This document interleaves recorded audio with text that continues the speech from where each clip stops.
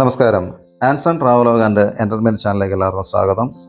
ഞാനിന്ന് ചെയ്യാൻ പോകുന്ന വീഡിയോ എന്ന് പറയുന്നത് നമ്മുടെയൊക്കെ നാട്ടിലും പല വീടുകളിലും അതുപോലെ തന്നെ വാണിജ്യാടിസ്ഥാനത്തിൽ കൃഷി ചെയ്ത് കണ്ടുവരുന്ന നോനി എന്ന് പറയുന്ന വൃക്ഷത്തെക്കുറിച്ചും അതിൻ്റെ ഔഷധ ഗുണങ്ങളെക്കുറിച്ചുമാണ്.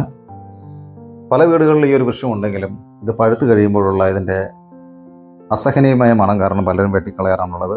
എന്നാൽ എങ്ങനെയാണ് ഇതൊരു ജ്യൂസ് ആക്കുന്നതെന്ന് ഞാനൊന്ന് പരീക്ഷിച്ച് നോക്കുകയാണ്. പല യൂട്യൂബ് ചാനലുകൾ റെഫർ ചെയ്യുകയും ഗൂഗിൾ സെർച്ച് ചെയ്യുകയും ചെയ്തതിൻ്റെ ഭാഗമായിട്ട് തന്നെയാണ് ഞാനും ഇങ്ങനെ ഒരു വീഡിയോ ചെയ്യുന്നത്.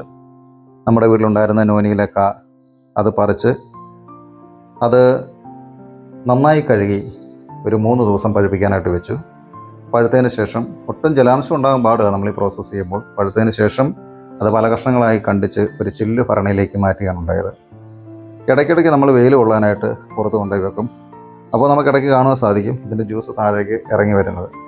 അതിനുശേഷം ഏകദേശം ഒരു 41 ദിവസം കഴിയുമ്പോൾ നമ്മളിത് വേറൊരു ഭരണിയിലേക്ക് മാറ്റുന്നു. അരിപ്പ് വെച്ച് മാറ്റുമ്പോൾ അത് നമ്മൾ ശ്രദ്ധിക്കണം, അവിടെയും വെള്ളം ജലാംശം ഒട്ടും ഉണ്ടാകാൻ പാടില്ല ഇത് മാറ്റുന്ന സമയത്ത്.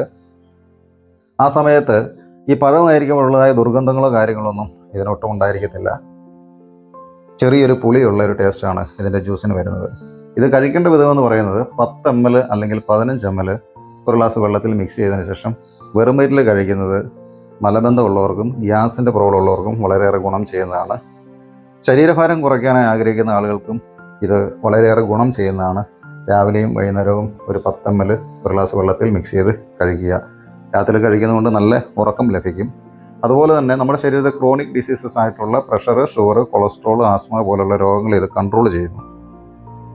ധാരാളം കാൽസ്യവും മഗ്നീഷ്യവും അടങ്ങിയിരിക്കുന്ന ഒരു വിഭവമായതുകൊണ്ട് തന്നെ നമ്മുടെ ശരീരത്തിൻ്റെ മാംസപേശികൾക്കും അതുപോലെ തന്നെ എല്ലിനും പല്ലിനും ഒക്കെ ഇത് വളരെയേറെ ഗുണം ചെയ്യുന്നതാണ്.